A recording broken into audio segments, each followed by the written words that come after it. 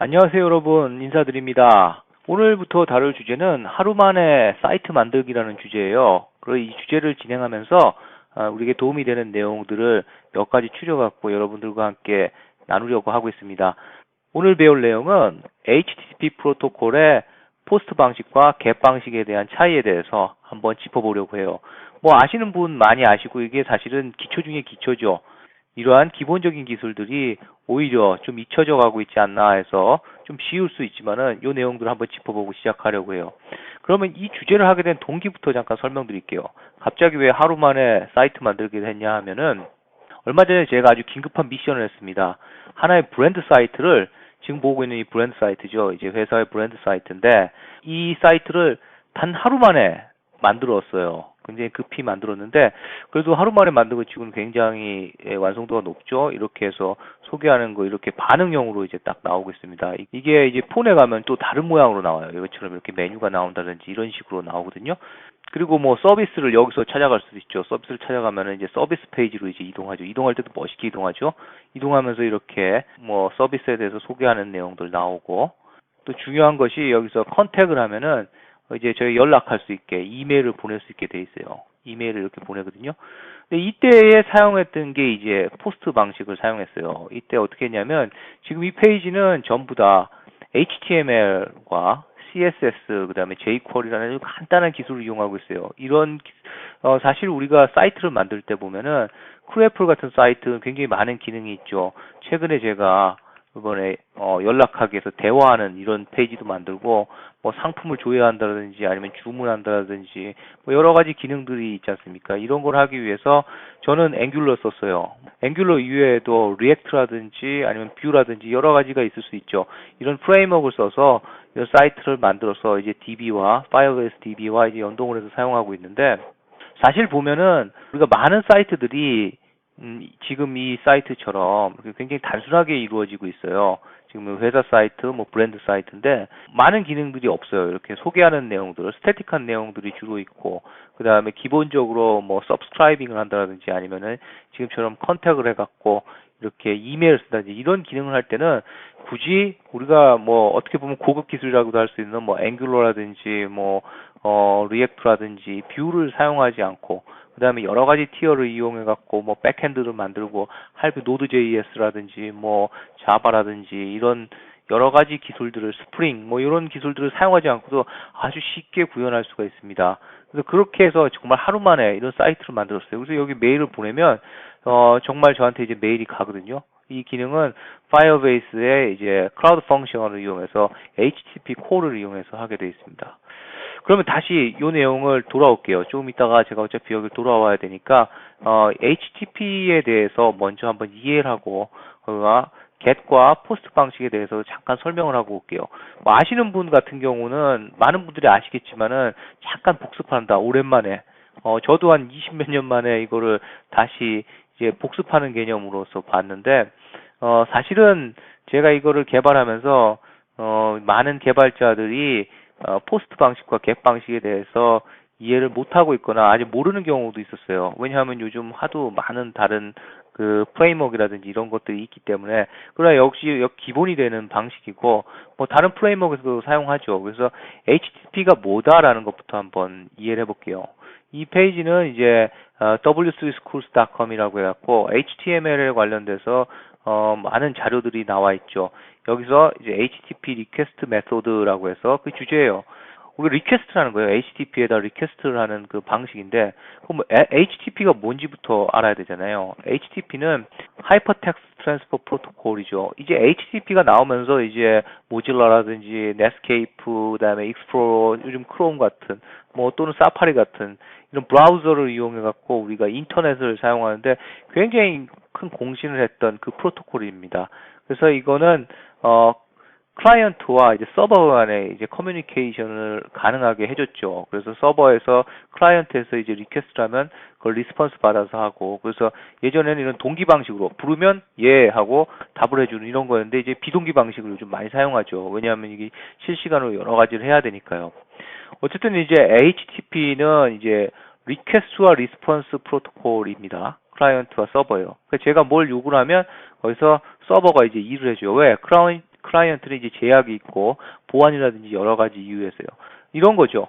제가 여기다 이메일을 썼어요. 이메일을 써갖고 이름도 넣고 이것도 넣고 다 넣어갖고 이제 send 이메일 하게 되면 이 내용들이 이제 서버에서 이제 실행이 되게 되는 거죠.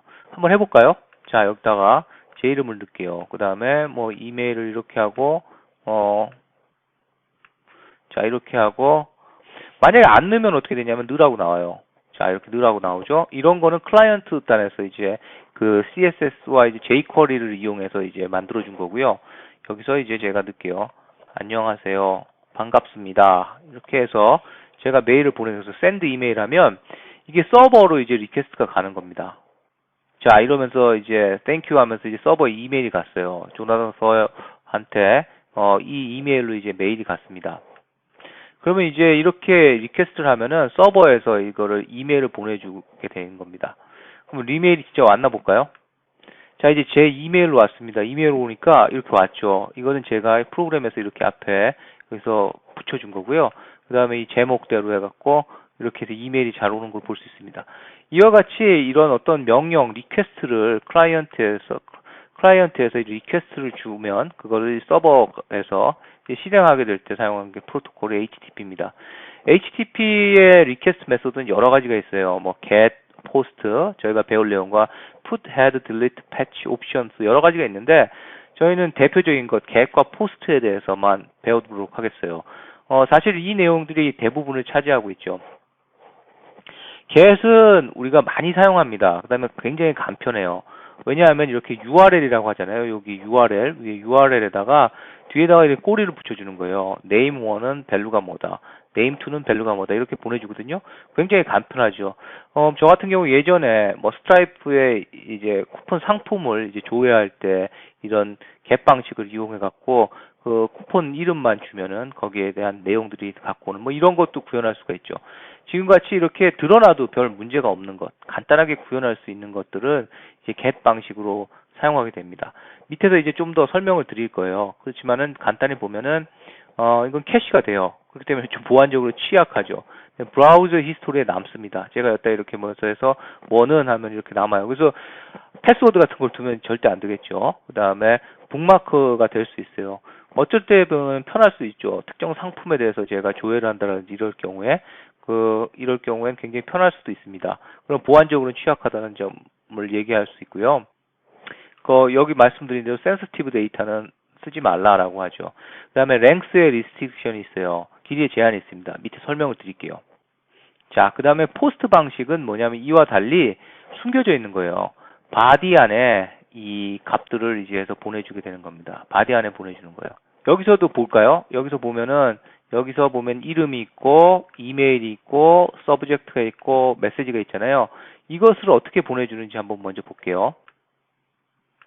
자, 이게 소스 코드예요.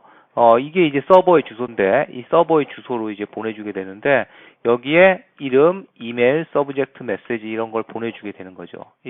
여기서 보시면 이게 jQuery의 문법입니다. 이제 jQuery를 이제 HTML 파일에서 사용하고 있는 거거든요.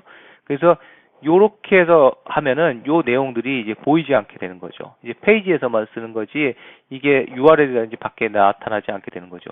굉장히 이제 보안적으로 뭐 완성도가 높아지게 되겠죠. 그 다음에 캐시가 되지 않고 브라우저 히스토리에도 남지 않아요. 그 다음에 뭐 랭스의 제한도 없어요. 왜냐하면 저 같은 경우에 여기 굉장히 길게 쓸 수도 있잖아요. 여기다가 지금 되게 짧게 썼지만 그런 제약 없이 사용할 경우에 이렇게 포스트 방식을 씁니다. 뭐 여기서 풋 방식과 헤드 방식, 딜리트 옵션을 설명하는데 여기서도 인정하시 대표적인 get과 포스트 방식만 두 개를 비교하고 있어요. 자, 이제 백 버튼이라든지 리로드 할 경우에 get 방식 같은 경우에는 아까 북마크도 된다고 그랬잖아요. 마찬가지로 이럴 경우에는 이제 다시 할 수 있지만 포스트 방식은 이제 임의로 다시 리서밋을 해주지 않으면 안 되게 돼 있죠. 그 다음에 북마크가 지금 된다고 그랬고 당연히 안 되겠죠. 포스트 방식은요. 그 다음에 get 방식은 캐시가 되지만 캐시가 안 됩니다. 이게 꼭 그렇다고 해서 get이 나쁘다고 볼 수는 없어요. 이만큼 보안이 취약한 만큼 편한 면도 있거든요. 인코딩 타입은 이제 어플리케이션에 URL이 이제 인코디드 돼서 가요. 그래서 URL을 같이 다시 이렇게 여는데 어차피 이건 URL 드러나기 때문에 보안은 취약하다고 볼 수 있는 거고요. 포스 방식은 URL 인코디를 하거나 아니면 바이너리 데이터를 인코딩하는 멀티파트 방식을 이제 사용할 수 있다라고 이제 장점을 얘기하고 있어요. 자, 여기 히스토리 데이터가 이제 남게 되는 거죠. 그러니까 여기서는 조심해야 됩니다. 우리가 뭐 상품 정보야 조회하는데 상품 코드 같은 것들이 뭐 그렇게 중요하진 않겠지만, 뭐 패스워드라든지 아니면 이메일 주소, 좀 그다음에 메시지 보내는 거 조금 약간 센시티브 하잖아요. 그런 데이터들을 보낼 땐 포스트 방식을 씁니다. 자, 여기 나오네요. 이제 맥스 길이가 2048 캐릭터, 여기에 이제 쭉 붙는, URL에 쭉 붙는 길이가 그거 이하여야 되는데, 포스트 방식에는 리스트릭션이 없어요. 그래서 아까 메일을 보낸다든지, 지금까지 메일을 보낸다든지 이럴 경우에 메시지의 길이와 상관없이, 심지어는 뭐 이미지 같은 바이너리 값들도 이렇게 넣어갖고 보낼 수가 있어요. 자, 여기 나오네요. 여기 보시면은 ASCII 캐릭터만 이제 겟 방식을 사용하는 반에서, 포스트 방식은 바이너리 데이터, 그러니까 우리 사진을 로컬로 전송하기 위해서는 바이너리 데이터를 변환하기도 하잖아요. 물론 서버에 올려서 URL을 보내기도 하지만요. 그럴 경우에도 사용할 수 있다. 그래서 포스트 방식이 굉장히 시큐어하다라는 거죠. 뭐 시큐리티야 뭐 비교가 안 되겠죠. 그래서 포스트 방식을 사용하게 되는 거예요. 자, 이렇게 해서 제가 이렇게 포스트 방식으로 사이트에서 이메일을 보내는 기능을 만들었어요. 아주 훌륭하게 만들었거든요.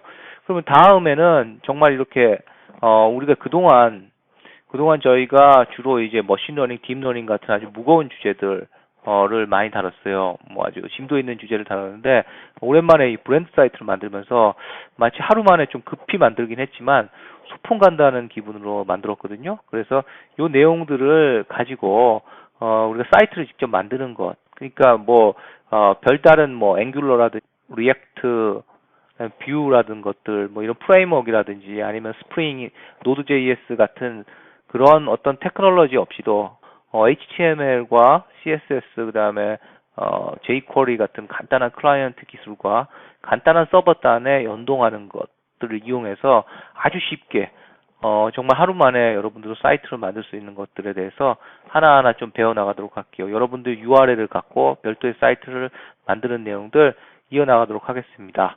기대해 주세요.